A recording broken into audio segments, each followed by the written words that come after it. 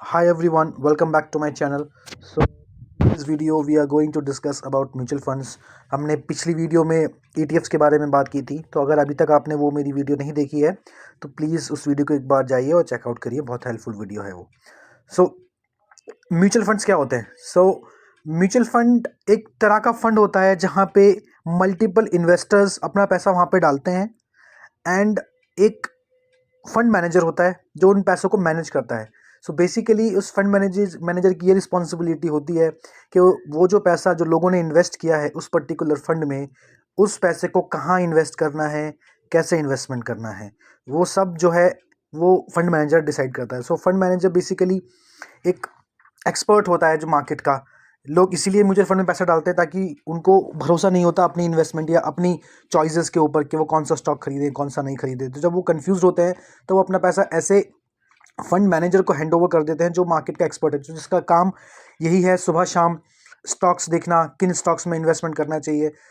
तो fund manager उस पैसे को मैनेज करता है और वो उसकी छोटी सी एक फीस चार्ज करता है जिसे हम एक्सपेंस रेशो कहते हैं.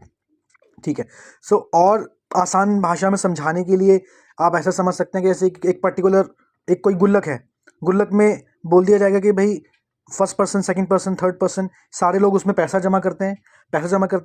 और एक बंदा उस गुल्लक में जितना भी पैसा इकट्ठा हुआ है उस पैसे को कहाँ इन्वेस्टमेंट करना है उस एक बंदे की रिस्पॉन्सिबिलिटी होती है, जिसे फंड मैनेजर कहते हैं. तो यहाँ भी आप मेरी स्क्रीन पर देख पा रहे होंगे ये जो मैंने म्यूचुअल फंड्स खोले हुए हैं, यूटीआई निफ्टी 50 इंडेक्स फंड. तो यहाँ पे हम देख रहे हैं AUM. यहाँ पे AUM की वैल्यू है 15,000 करोड़. 15,000 करोड़ वो पैसा है जो अलग अलग लोगों ने इन्वेस्ट किया है इस यूटीआई निफ्टी 50 इंडेक्स फंड में. ठीक है, यहाँ पे इन्वेस्ट किया है. अब जो फंड मैनेजर होगा इस यूटीआई निफ्टी 50 इंडेक्स फंड का, वो इस पैसे को इन्वेस्ट करेगा और वो इसकी एक छोटी सी एक फीस होती है जिसे एक्सपेंस रेशो कहते हैं, वो उसको चार्ज करेगा. अब म्यूचुअल फंड भी बहुत तरह के होते हैं. लार्ज कैप म्यूचुअल फंड होते हैं, मिड कैप म्यूचुअल फंड होते हैं, स्मॉल कैप म्यूचुअल फंड्स भी होते हैं. स्मॉल कैप कौन सा होता है? जो छोटी छोटी कंपनियां हो गई इंडिया की, जो ग्रोइंग कंपनीज हैं उनके फंड में इन्वेस्ट करते हैं तो उसे स्मॉल कैप म्यूचुअल फंड कहते हैं. मिड कैप हो गए जो मिड लेवल की जो कंपनीज होती हैं उनमें जो इन्वेस्टमेंट होता है उसको मिड कैप म्यूचुअल फंड्स कहते हैं. देन एक हो गया लार्ज कैप म्यूचुअल फंड्स. जो ऑलरेडी जो स्टैब्लिश बड़ी बड़ी कंपनीज हैं इंडिया की, वहां पे जो पैसा इन्वेस्टमेंट होता है जिस फंड के थ्रू, उसको कहा जाता है लार्ज कैप म्यूचुअल फंड. आप इसको इस तरीके से भी समझ सकते हैं कि जो लार्ज कैप म्यूचुअल फंड होता है उसमें थोड़ा कम रिस्क होता है as compare to small cap mutual funds. क्योंकि स्मॉल कैप में ऐसी कंपनियां भी होती है जो कंपनियां डूब जाती हैं, है ना. लेकिन जो लार्ज कैप में जो कंपनीज होती है जैसे कि HDFC ग्रुप हो गया, रिलायंस हो गया, टाटा ग्रुप की बहुत सारी कंपनीज हो गई, तो इनके चांसेस कम होते हैं डूबने के. वो large cap mutual fund are the safest investment, ये मैं कहूँगा. और इंडेक्स फंड जैसे कि ये पहले वाला आप देख रहे हैं इंडेक्स फंड में, इसको खोल के दिखाता हूँ.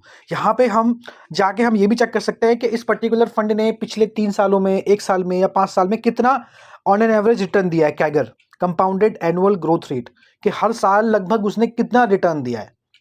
ठीक है, यहाँ पे आप देख भी सकते हैं जैसे कि करंट एनएवी, यहाँ पे करंट एनएवी 74.91 है. करंट एनएवी होता है नेट एसेट वैल्यू.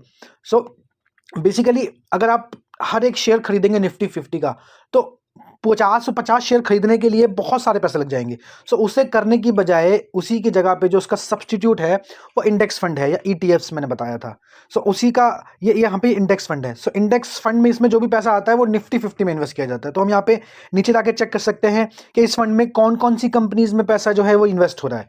यहाँ पे देखिए रिस्क इन्वॉल्वमेंट भी लिखा हुआ है, risk involvement high, lock in period not applicable. कोई आपका पैसा लॉक इन नहीं है. जब आपकी मर्जी आप उतना पैसा डालिए, जब आपकी मर्जी जितना डालना है उतना डालिए, जब डालना है जब डालिए, जब निकालना है जब आप निकाल भी सकते हैं. ठीक है. अब यहाँ पे लास्ट डिविडेंड डेट भी लिखी हुई है, 20 नवंबर 2017 को उन्होंने डिविडेंड दिया था. ठीक है. फंड मैनेजर का नाम भी लिखा हुआ है श्रवण कुमार गोयल. ठीक है. अब देखिए यहाँ सेक्टर वाइज इन्होंने पूरा डिस्ट्रीब्यूट किया हुआ है कि किस सेक्टर में कितना % हमारा पैसा जो है एलोकेटेड है. ये जो पैसा है यहाँ पे लिखा है 15,000 करोड़. 15,000 करोड़ में से 20.8% जो इनका फंड है, जो पैसा है वो फाइनेंशियल सेक्टर में है. देन 13.63 IT में है, वगैरह वगैरह. उसी हिसाब से नीचे अगर और नीचे जाएंगे तो यहाँ पे हमें कंपनीज का नाम मिल जाएगा कि किस किस कंपनी में कितना कितना % एलोकेशन हो रहा है. सबसे ज़्यादा एलोकेशन किस में? HDFC बैंक में, फिर रिलायंस में, फिर ICICI. इसी हिसाब से सबकी यहाँ पे डिटेल दी हुई है. ये लेस देन 1% है. टेक महिंद्रा, ये ONGC, यहाँ पे लेस देन 1% इन्होंने अपने फंड का इन्वेस्टमेंट किया हुआ है, ठीक है। और ये भी उसी बेसिस पे जिस बेसिस पे निफ्टी 50 में इन स्टॉक्स का वेटेज है। सबसे बड़ा वेटेज निफ्टी 50 में ऑब्वियसली HDFC बैंक का है ना, HDFC बैंक का है, फिर उसके बाद रिलायंस का है, फिर ICICI बैंक का है। सो जितना percent Nifty 50 on an average बढ़ेगा उतना परसेंट आपका ये म्यूचुअल फंड भी बढ़ेगा, ठीक है। ये मैंने आपको सिर्फ एक एग्जांपल दिखाया है। इसमें हम यहाँ पे देख सकते हैं कि 3 साल में इन्होंने कितना रिटर्न दिया है। 1 साल में हम देख सकते हैं 24% है, या मिनिमम इन्वेस्टमेंट मतलब मिनिमम 5,000 रुपये यहाँ पे इन्वेस्ट करना है। और आप रिसर्च करके और भी देख सकते हैं, जैसे कि मैं ये वाला अगर खोलूँ HDFC इंडेक्स फंड, इसमें देखिए मिनिमम 100 रुपये और CAGR सेम है, रिटर्न सेम है, क्योंकि ये भी सेम स्टॉक्स में ही पैसा इन्वेस्ट कर रहे हैं। देखिए 20%, 13% सेम स्टॉक्स में। तो आप ऐसे करके ना आप इसको कंपेयर भी कर सकते हो कि कौन से फंड में मुझे इन्वेस्ट करना चाहिए, कौन से में नहीं करना चाहिए। यहाँ पे एक्सपेंस रेशियो है, सो एक्सपेंस रेशियो यहाँ पे लिखा हुआ 0.2%।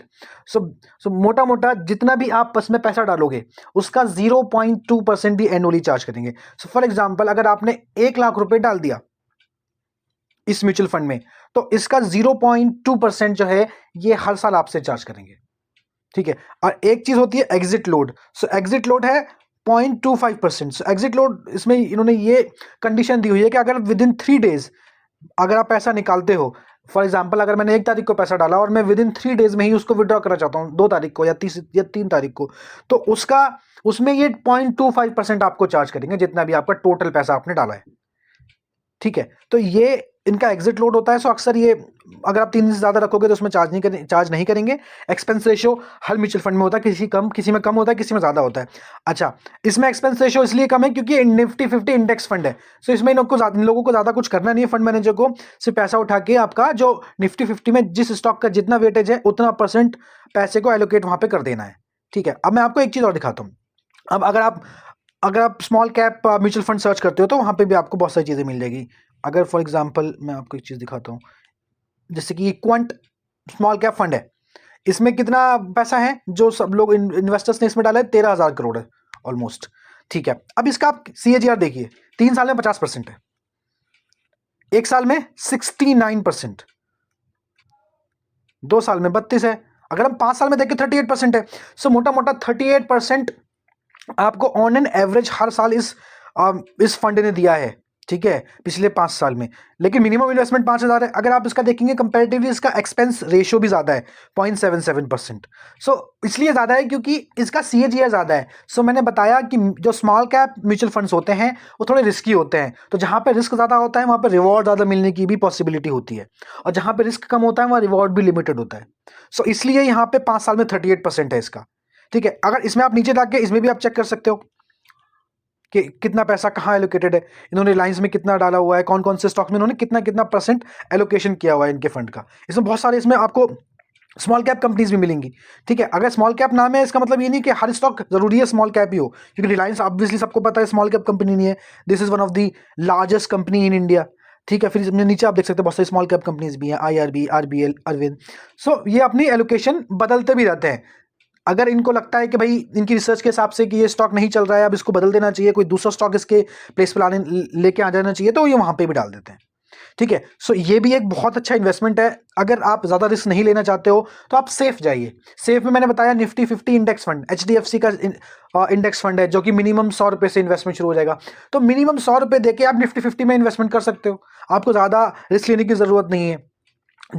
अगर जिसको थोड़ा बहुत रिस्क लेना है, जिसकी रिस्क एपेटाइट थोड़ा ज़्यादा है, वो थोड़ा इन फंड्स में भी ट्राई कर सकता है स्मॉल कैप में, और इनके बारे में ज़्यादा पढ़ सकता है। सो मेरा मोटिव सिर्फ यही है कि आप इन्वेस्टमेंट करना शुरू करिए, म्यूचुअल फंड्स में करिए या फिर ETFs में करिए, थोड़ा थोड़ा इन्वेस्टमेंट। अगर मिनिमम 100 रुपये से हम स्टार्ट कर सकते हैं, तो मैं ये समझता हूँ कि हर इंसान आज की डेट में 100 रुपये हर हफ्ते तो एटलीस्ट डाल ही सकता है। हर हफ्ते नहीं डाल सकता, 2 हफ्ते में 100 रुपये डाल सकता है। सो अगर 100 रुपये बूंद बूंद से, हम सब ने एक कहावत पढ़ी है कि बूंद बूंद से घड़ा भरता है। सो बूंद बूंद से वाकई में ही घड़ा भरता है।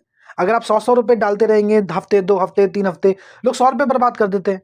लोग सिगरेट पी लेते हैं, लोग गुटखा खा लेते हैं 100 रुपये का, और उनको फर्क नहीं पड़ता। तो अगर हम छोटा छोटा अभी हम इन्वेस्टमेंट करेंगे तो बहुत बड़ा बन जाएगा। वो बचपन में कहानी याद है, जब हम गुल्लकों में पैसे जमा करते थे, जब हम गुल्लक फोड़ते थे, बहुत सारे पैसे निकलते थे। तो यही चीज़ यहाँ पे करनी है। बस गुल्लक की जगह हमें म्यूचुअल फंड में इन्वेस्ट करना है या ETFs में इन्वेस्टमेंट करना है, उस पैसे को इन्वेस्ट करना है। सो इन्वेस्टमेंट करने से क्या होगा, ऑन एन एवरेज आपका पैसा बढ़ जाएगा। अगर आप इंडेक्स फंड में भी डालते हैं तो मिनिमम आपको 14 से 15% आपको ऑन एन एवरेज हर साल आपको मिल जाएगा। तो अगर आपका पैसा 15% बढ़ रहा है इन्वेस्टमेंट करने से, तो इसमें कुछ हर्ज नहीं है, ठीक है। और हमें इन्फ्लेशन को बीट करने के लिए पैसा इन्वेस्ट करना ही पड़ेगा, क्योंकि 6-7% इन्फ्लेशन आज की डेट में है और आने वाले वक्त में ये बढ़ने ही वाला है। तो अगर इन्फ्लेशन को हम बीट करने की कोशिश नहीं करेंगे तो हमारा पैसा गुल्लक में पड़े पड़े या बैंक में पड़े पड़े या कैश घर में रखे रखे वो वैसे ही कम होने वाला है। तो इस बारे में सोचिए और इन्वेस्टमेंट करना अभी से शुरू कीजिए। Thank you. अगर मेरी वीडियो अच्छी लगी तो प्लीज़ लाइक करिए, सब्सक्राइब करिए। Thank you very much.